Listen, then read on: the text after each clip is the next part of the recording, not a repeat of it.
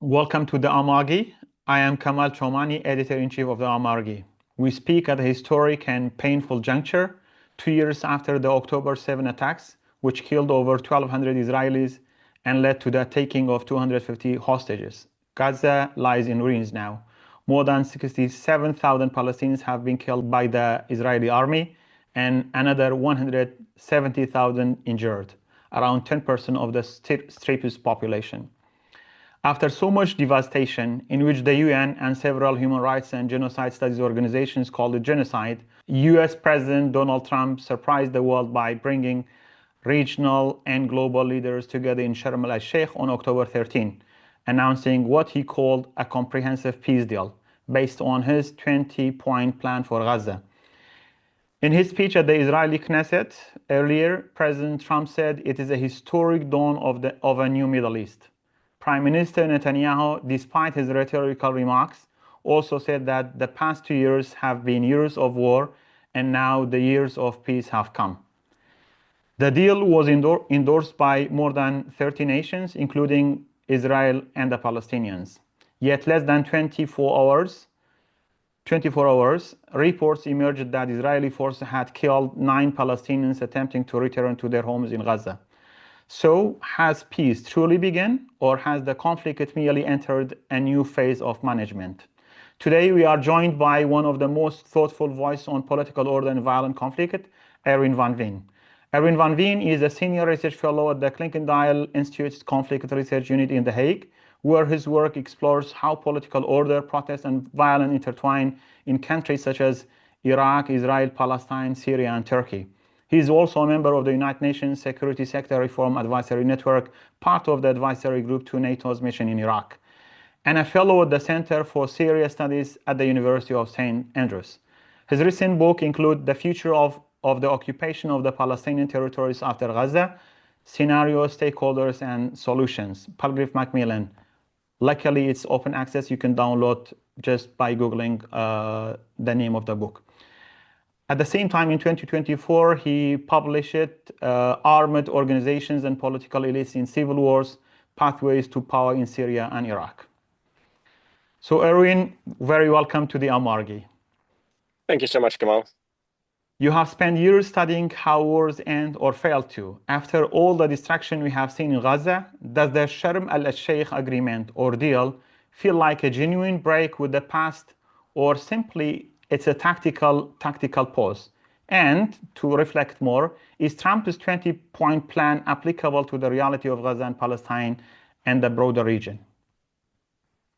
Okay, yeah, these are great questions. So I think it's very important to be clear about what exactly we have today. So what came out of Sharm el-Sheikh, which builds essentially on the first couple of points of the 20-point plan that Trump released, is essentially a ceasefire.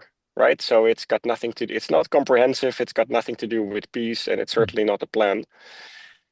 Nevertheless, it's extremely welcome, of course, because it brings to an end, at least for a short moment, sort of the Israeli campaign of starvation and genocide that it has unleashed on Gaza, on which international consensus has been mounting basically since the collapse of the previous ceasefire in January of this year, which was remarkably similar to the one that we are seeing today, right? But as we all know, the Israelis blew it up and refused to negotiate about phase 2.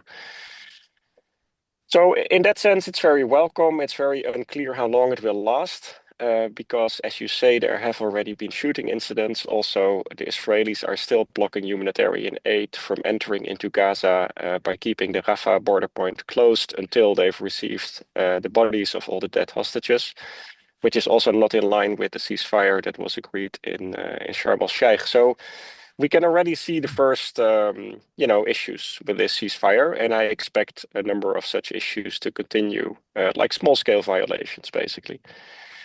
So whether it will hold really will depend on whether President Trump, whose achievement this is, right? We can be honest about it, despite all our misgivings. For how long President Trump really throws his personal weight behind this ceasefire agreement. And as long as he does, the Israelis will be hard put to really violate it, right, on a larger scale. But we know that sort of consistency of engagement, keeping a pressure, seeing things through is not exactly, the main strong point of the White House these days. So I think we have reason to be skeptical. With regard to the longer term, so that basically means the other points of the 20-point plan that came out of Washington, right? I think they essentially fall into two categories, neither of which stems very hopeful in my view. So one set of issues is about the future governance and the economic development of Gaza, which is, as you said, a ruin at the moment, largely. And the second bit is around sort of the political future of the Palestinians. So if you allow me two very quick words on each category, yeah, that's good. Okay, well, I mean, governance, basically what this 20-point plan previews is a kind of neocolonial protectorate, right? That doesn't even have the stamp of UN approval like we've seen in East Timor or Kosovo, where there were proper arrangements. No, this is supposed to be essentially an American-Israeli, sort of caretaker administration, sprinkled with a number of Palestinians for good measure to make it look more legit, but without the Palestinians necessarily being in charge. On the economic side, it reads a little bit like a mix between a free trade zone and a real estate deal, which we've come to expect from Trump, where Palestinians will be lucky if they're allowed to pay the rent, right? And then, of course, in the meantime, Hamas needs to disarm up front and de-radicalize. Well, I don't know any resistance movement that has ever agreed to be disarmed before the resistance or the independence struggle has been, either defeated or succeeded. So there's a lot of very problematic elements in this plan that doesn't really offer anything new beyond sort of basically the peace through prosperity plan that we saw in Trump's first term. It doesn't necessarily call for the full displacement of the Palestinians from Gaza, which I suppose is an upside if your minimum requirements are really low. But in the end, there is no real recognition of the Palestinian right to self-determination other than a vague reference to what is labeled as the ambitions of the Palestinian people, right, to self-determination. But they have a right to self-determination that was established by the UN in 1974. So in all, I think if I put it in one sentence to summarize, I think the underlying political fundamentals have not changed for a single bit. The good thing we have is simply a ceasefire. Yeah, so as you said, peace depends not only on stopping violence, but on rebuilding political order. And it doesn't, the plan doesn't show in detail how this political order is going to be rebuilt. However, the plan also envisions a technocratic transitional government under international supervision without having the Palestinians the last say over how Gaza or Palestine to be ruled. So what do we think about this technocratic transitional government under international supervision, and also mentioning the name of Tony Blair, who has been, one of the components of Iraq war. So do you think that this technocratic transitional government and the international supervision will be successful? Yeah, well, allow me to take a step back and to pick up what you said about, peace is not just the cessation of violence. I mean, I think we have to be frank. I mean, the violence hasn't even stopped, right? And I don't talk about Gaza here, but I'm talking about the West Bank, where there is a significant amount of violence going on a daily basis by the expansion of Israel's illegal settlement program, which is facilitated by the Israeli security forces, as we all know, and where settlers are becoming increasingly militant, brazen, they act with impunity.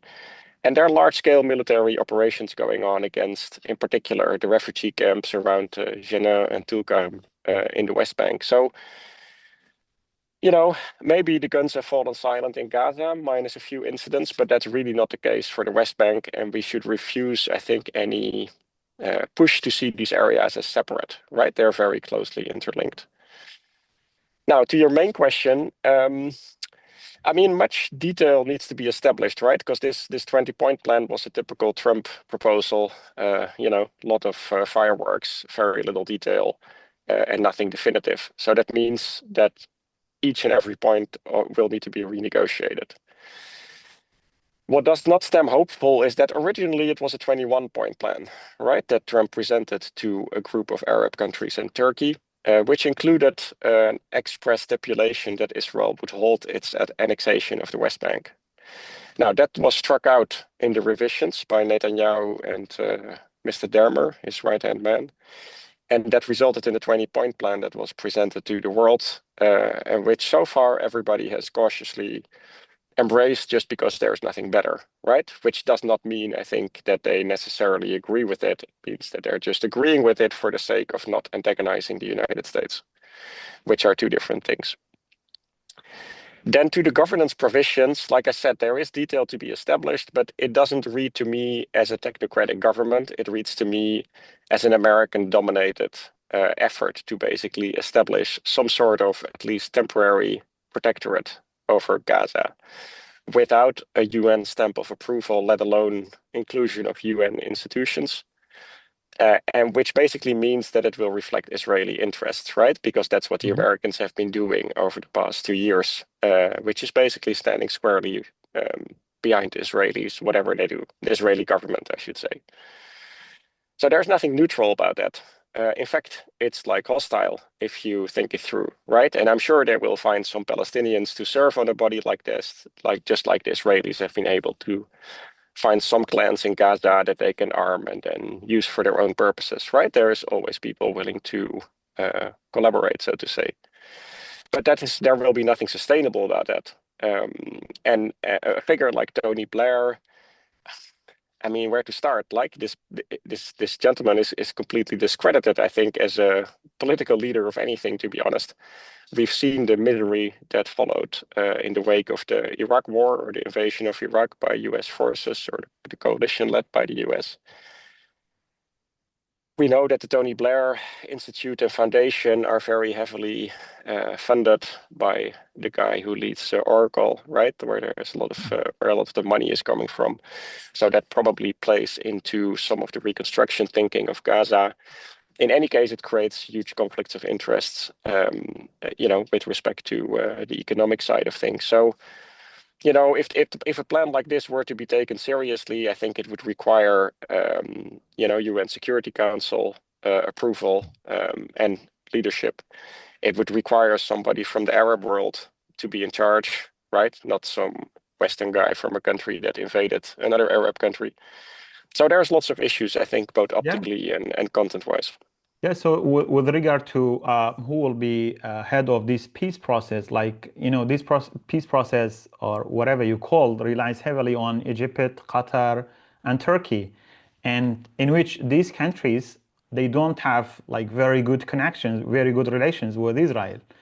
And how do their rivalries like between Ankara and Cairo or Doha and Riyadh, and also like Turkey with Israel, Qatar with Israel.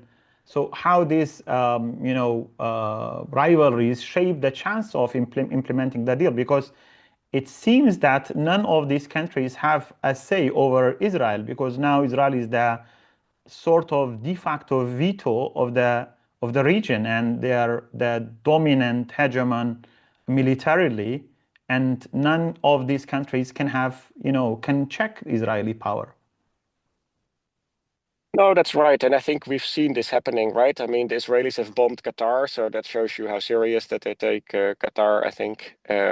You were kind enough to mention the recent essay bundle that I edited on the future of occupation. There's a chapter in there about the role of Egypt in this conflict, where the author essentially argues that Egypt has kind of become Israel's new ally, right? Like it's too close to Israel, and the interests of the Sisi regime, at least in the economic sphere, are very closely tied to Israel. So, and Egypt has basically been caught with its pants down during this whole sordid Gaza business. They haven't been able to make any kind of impact, with the exception of keeping the border closed and preventing the Israelis from, chasing hundreds of thousands of inhabitants of Gaza into the Sinai. Turkey, I think, is the only country that Israel might take seriously, simply because it's in NATO, because it has the second largest military of the organization. and it's shown to be a very capable operator throughout the Middle East in the military and intelligence sense, irrespective of what you may think of, the authoritarian tendencies of President Erdogan, the Kurdish issue, repression, and so on. But that doesn't mean Turkey has any leverage over Israel, right? I mean, they're still separated by a couple of countries. They face off in Syria, but that's contained by the Americans so far. So I think you're right that bottom line, there is nothing in this agreement that may enforce whatever stipulations will be agreed upon. And this is why it's so important, I think, that in some way or form, both the UN is brought in. You could imagine some kind of snapback formula like they put in place with Iran, right? Like sanctions that are for violations of any agreements, any points agreed on that are irreversible, right? That will just snap into place when certain milestones are met without the Security Council being able to veto them. It shouldn't be too difficult to define like a matrix for that, and you could put in place like some sort of body that is tasked with the assessment, right, of whether the parties are living up to the terms of the agreement, a group of experts or something like that, or eminent personalities.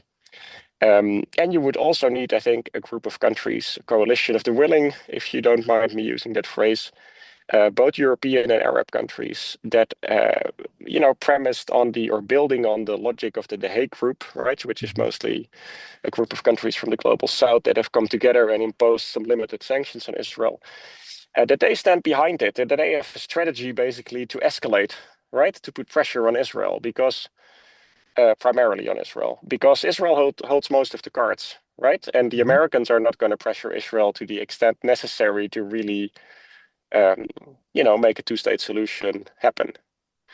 And, the upside that I see is that a number of Western countries have recently finally taken the belated step of recognizing the state of Palestine, right? France, Portugal, the UK, Canada, Australia, so on. And this is mostly symbolic, I think, as a result of domestic public pressure.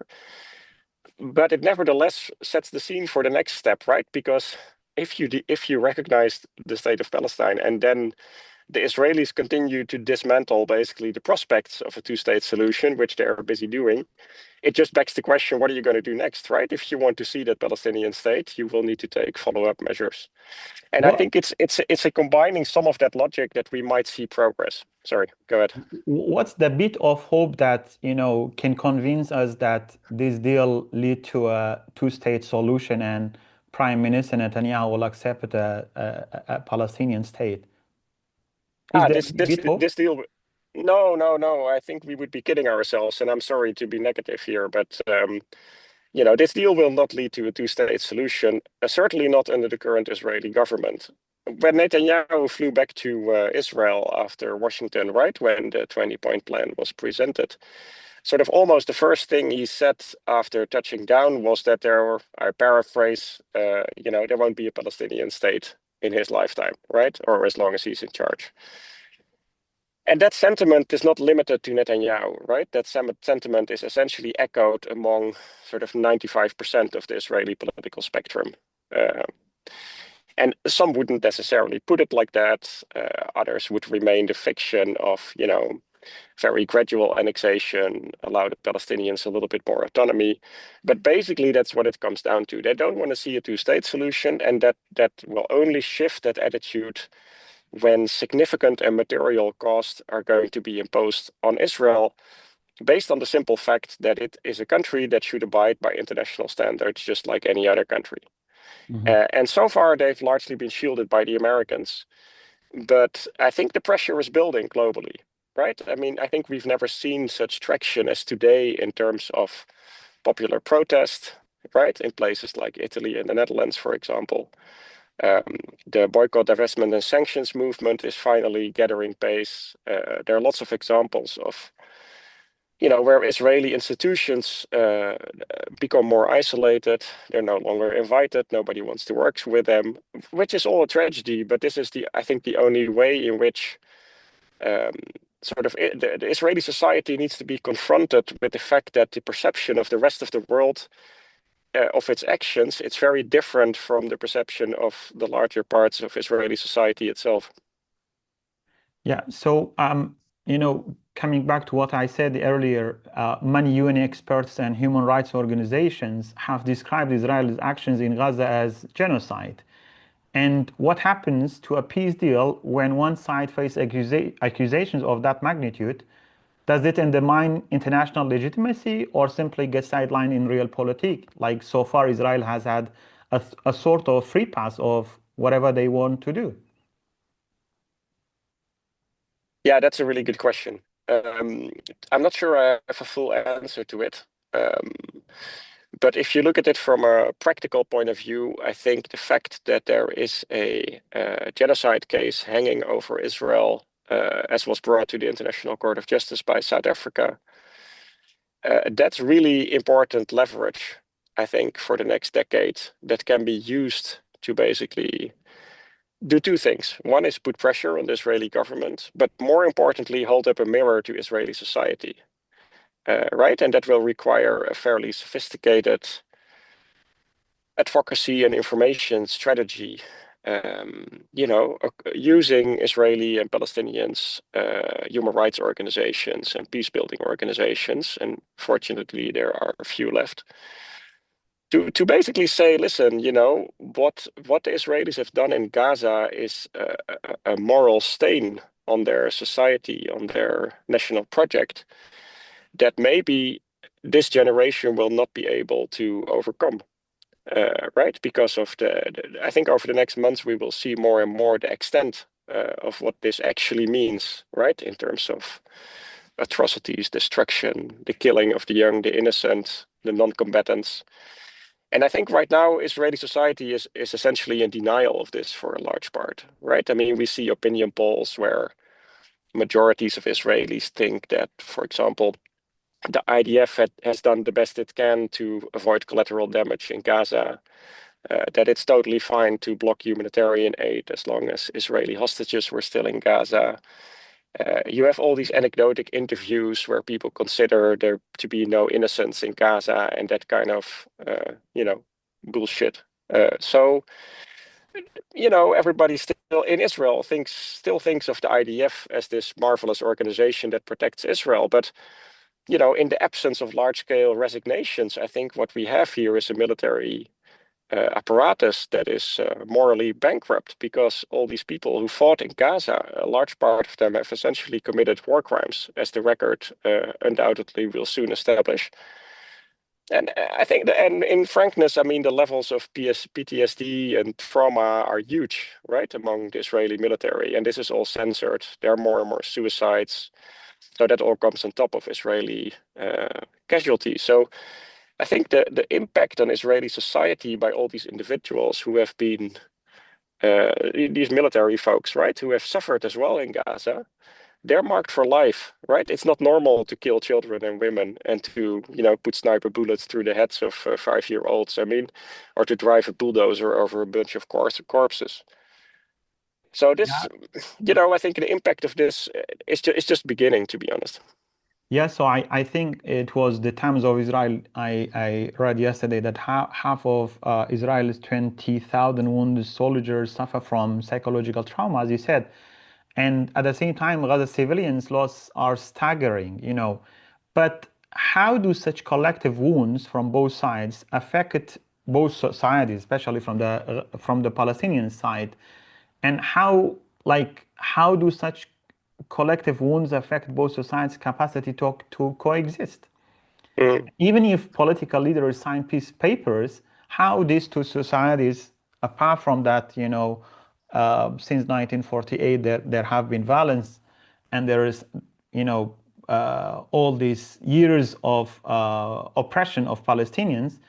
But now, the new generation, they are also facing the same thing that the older generation have gone through.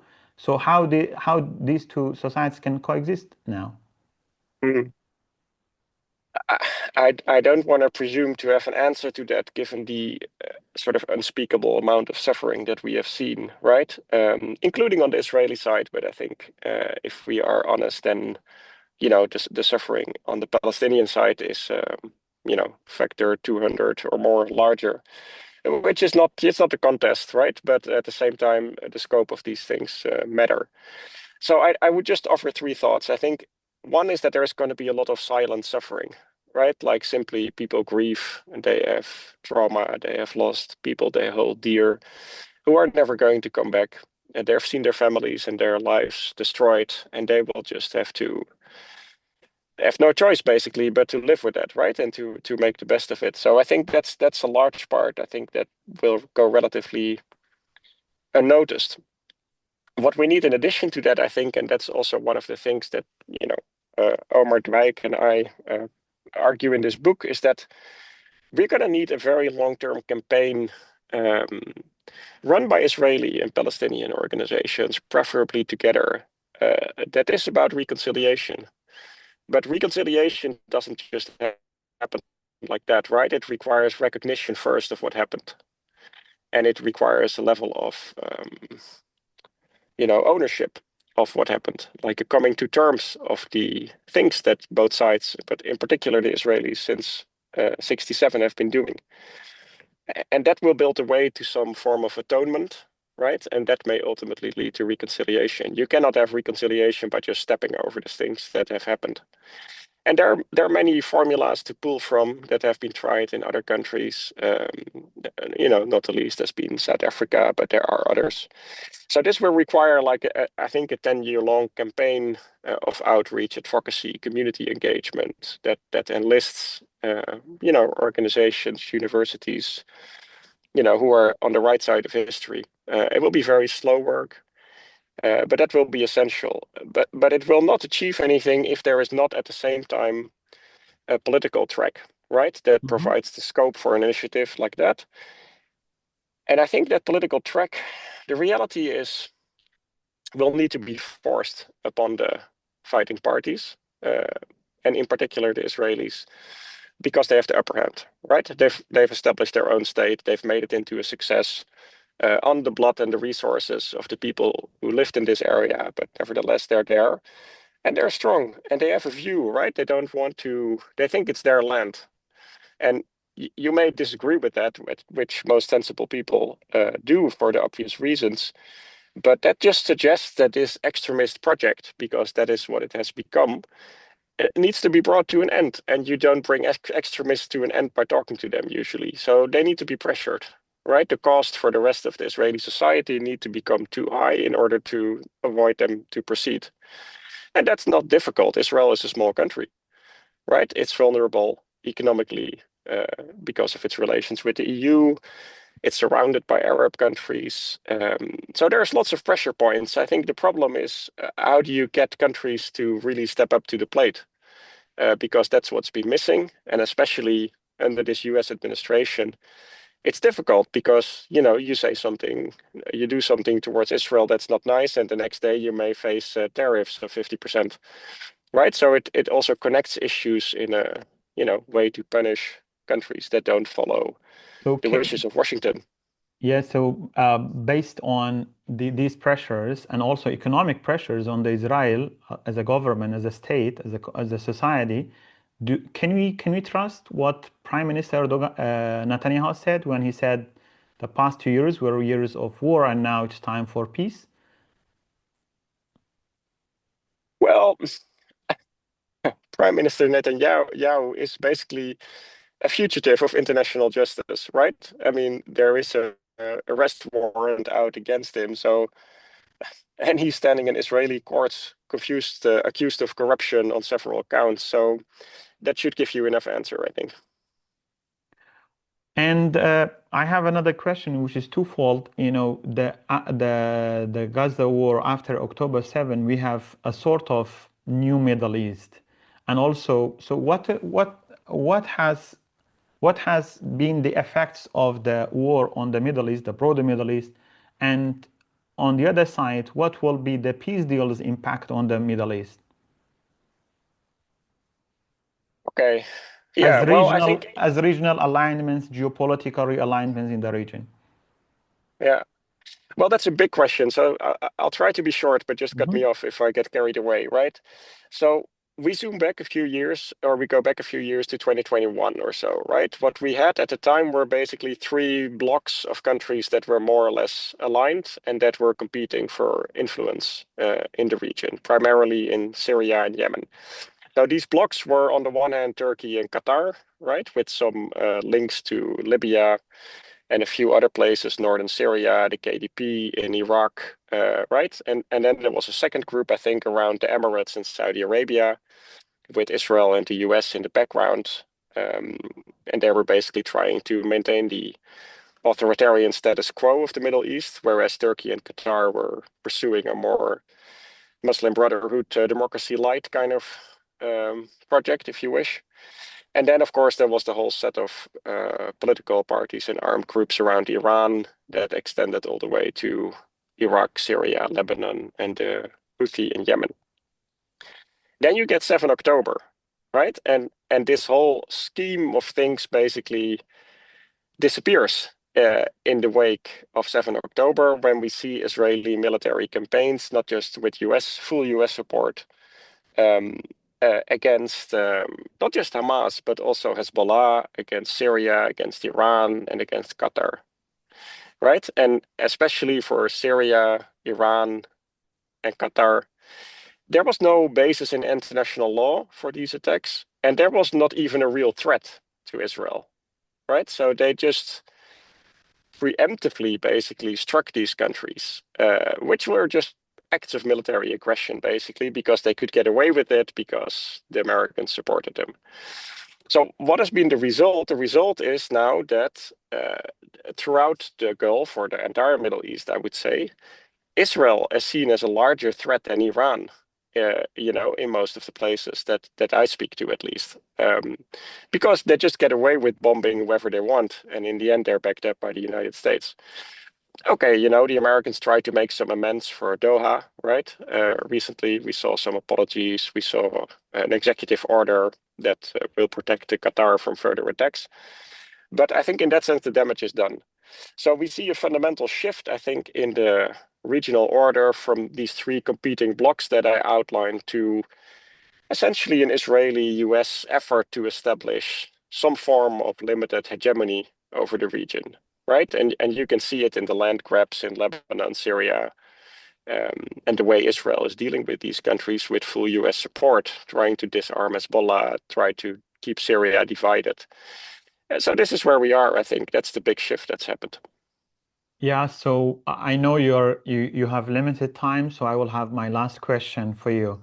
And after two decades of observing and writing, analyzing about the region and the political violence and violence in general, so what gives you hope that we will have a new Middle East? Or do you think that what Trump said, it's the dawn of a new Middle East? Is there something as such in the future that we will be hopeful to see in the Middle East? Well, I'm not a great believer in, things like the new X, whether it's the Middle East or Europe or anything else, doesn't really matter. It reminds me of this reset button of Clinton and the US relations with Russia, right? We know how that went. So these kind of radical, large transformations are extremely rare, and they certainly don't involve entire regions in one go. So I think that kind of thinking we should probably put aside. So there are nevertheless a few things that are a bit hopeful. Like I think the rise of the Arab countries on the Persian Gulf has been nothing short of spectacular. I mean, these are authoritarian societies with many problems. But nevertheless, they have a national development vision, and they have a lot of money, right? So they could become major factors of stabilization in the region with respect to things like the reconstruction of Syria, breaking the political deadlock in Lebanon, integrating the Palestinian territories economically, and putting some pressure politically. Whether they will do that or not is a big question, right? And like I said, there are many problems, but it's an upside, I think, that we can look at.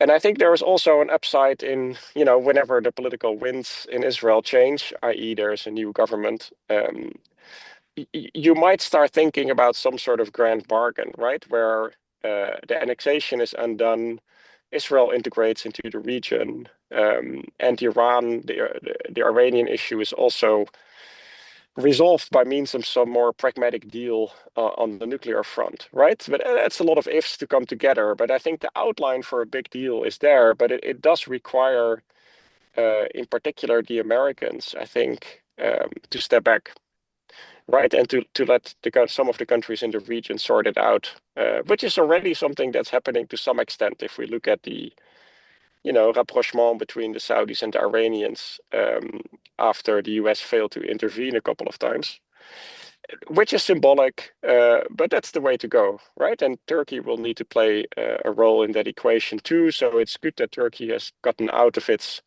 isolation, right? Because it had very poor relations with Egypt, with the Emirates, with Saudi Arabia for some time. So there's nothing totally groundbreaking here, I think, but there are some elements that we can build on. The question is, of course, who is that we? Because the UN, the United Nations, is rather weak at the moment. So it would really have to be along the lines, I think, of this Saudi-French initiative, for example. That should be probably expanded with Turkey at some point, and to build on that. Erwin van Veen, thank you so much for joining us and sharing your invaluable insights and excellent analysis. If you haven't yet followed the Amargi, be sure to subscribe to our YouTube channel and follow us on social media to stay informed about news, analysis, and commentary on the Middle East. Until next time, take care.